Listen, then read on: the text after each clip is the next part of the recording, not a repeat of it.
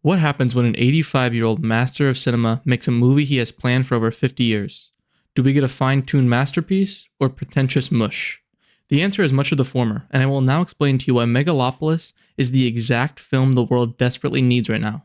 Nothing is so terrible as a pretentious movie. I mean, a movie that aspires for something really terrific and doesn't pull it off is shit. It's scum.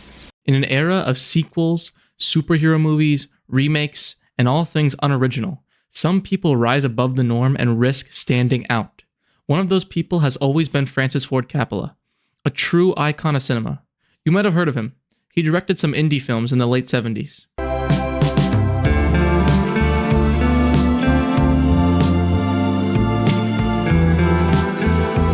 Whether it was casting Marlon Brando when he was the most hated, or insisting that his daughter play the role of Mary in The Godfather Part 3, Coppola has always been a risk-taker. At a time when interest was 27%, I owed the Chase Manhattan Bank $32 million when I was in my 30s. And we can see some of that influence taking place in Hollywood nowadays. Studios like A24 incentivize creative filmmaking, while self-funded movies are growing in popularity among established members of the film industry. Look at Kevin Costner's Horizon series or the subject matter of this video for a recent example.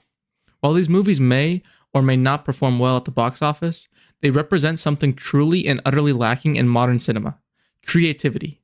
Megalopolis is unlike any film I've ever seen in my entire life. Yes, its ideas and thoughts sometimes grow so abstract and unworldly that they become incomprehensible, but that makes it all the more worthwhile to watch. By casting many actors who have been casted out by Hollywood and financing the entire $120 million budget all on his own, Coppola's risk-taking and domineering creative freedom are on full display. By drawing parallels to America and the Roman Empire, pointing attention to the risk of charismatic and arrogant leaders, and displaying the curse of genius and the opposition that stands in its way, Coppola crafts a film that at first disturbed me, but then intrigued me.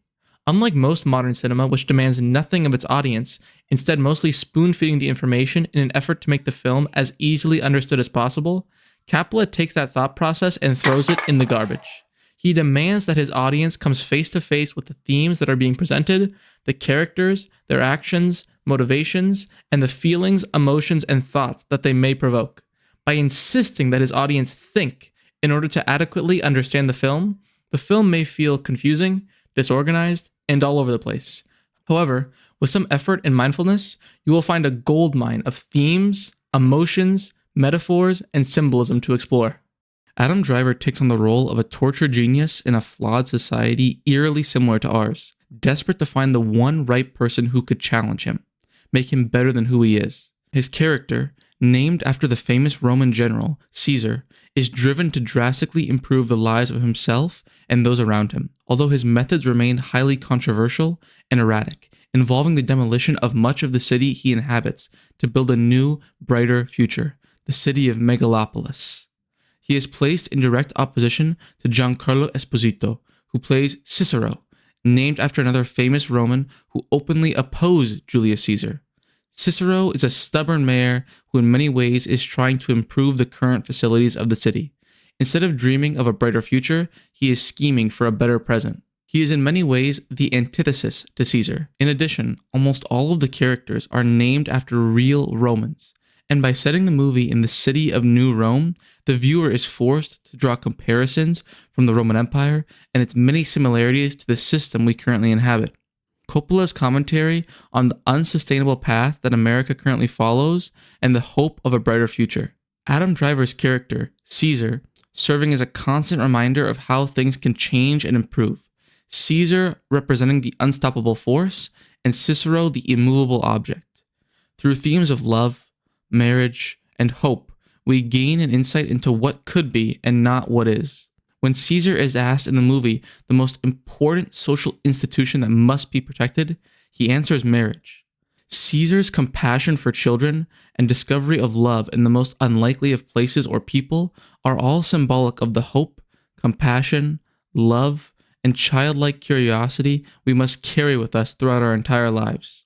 Onto the commentary side of the film, there are many critiques of the excess, greed, and pursuits of meaningless pleasures.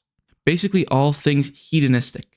For example, Shia LaBeouf's character, Claudio, is an extremely lustful man who lives with every comfort known to man. He leeches off his father, Hamilton Crassus, played by John Voight, or Wild Platinum, played by Aubrey Plaza, who to me resembles a Cleopatra in her attempts to manipulate and seduce powerful men in order to further her own position and power.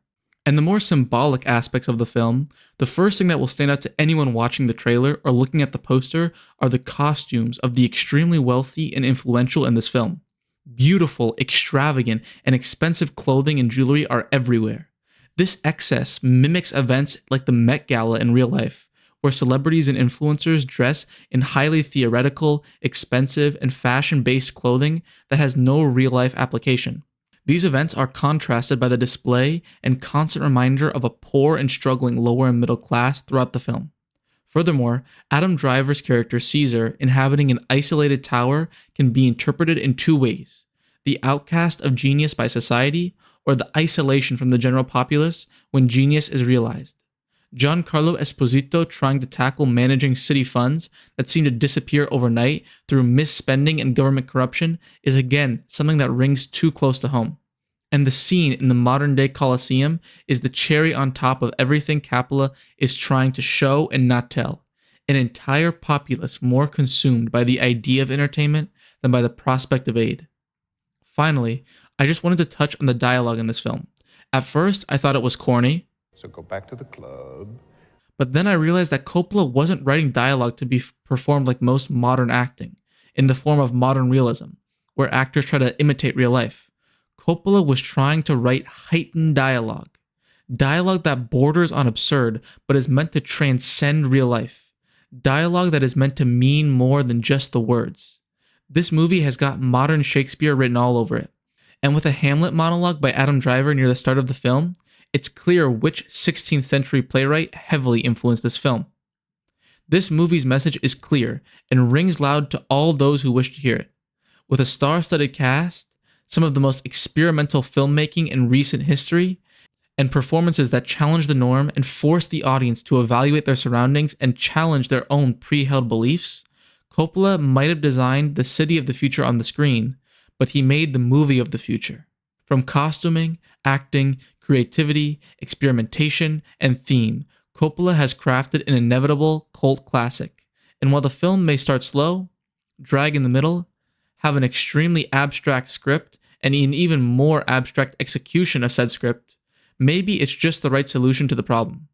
Maybe, in spite of all the criticism, everyone can agree the one thing we could all use right now is a little bit of hope.